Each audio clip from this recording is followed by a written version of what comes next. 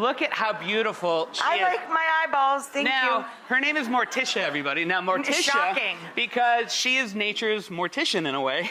This is a black vulture, and black vulture is a beautiful bird. Now, vultures are found all over the world. Nice vulture. Yeah, and she's really sweet. Now, you don't have to worry if you act lively, move around, then she's not interested in you because they only eat carrion. Yeah.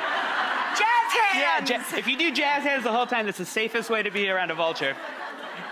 But look at Morticia. She is a beautiful... Now, vultures are amazing birds. They're probably one of the most important birds that we have everywhere. So, that we have all over the world, and they're becoming endangered, especially in Africa and in India, where, because they eat dead things, we have to be careful with pesticides. Oh! Yeah.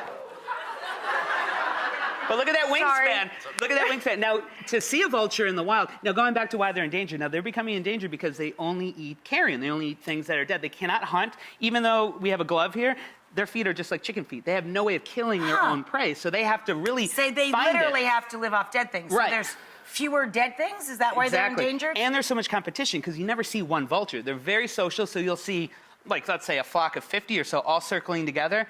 And they call them a flock because it's a murder of crows. It's a murder of crows, but a flock of vultures. A flock of vulture. Yeah. You're very pretty, Morticia. Yeah. Yeah. You have a nice figure. Exactly. And you know what? This is an animal that, just like if you're at the dinner table on Thanksgiving and you don't know where your next meal's coming, you're going to eat as quickly as possible. And they gulp down food because they're fighting with their family members to get to eat at the dinner table. Is that unbelievable? Oh, just like Italians. Yeah, exactly.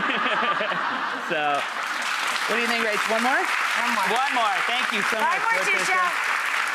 And, well, the point I was making about... Morticia is actually quite lovely. She's very pretty. Bird. You know, and vultures can be beautiful. They're found all over the world. Wow. Now, this guy's my favorite. All right.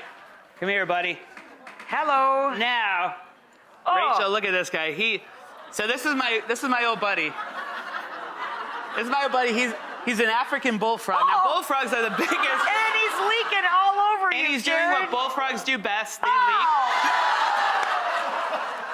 And it's, do you know this is about the time to milk the bullfrog? So we're milking the bullfrog, but look at how beautiful this guy is. Now, his name is Beef. Now, Beef is... Hi, Beef. He's about 6 years old. He's a big African bullfrog, and look at that mouth on him. No, I'm good. And what makes a frog, and toads for that matter, such great animals, especially to talk about around Thanksgiving, is that these guys literally will fit... They'll eat anything they think will fit in their mouth. So that includes, he could eat a mouse, he could eat a scorpion, he could eat a snake.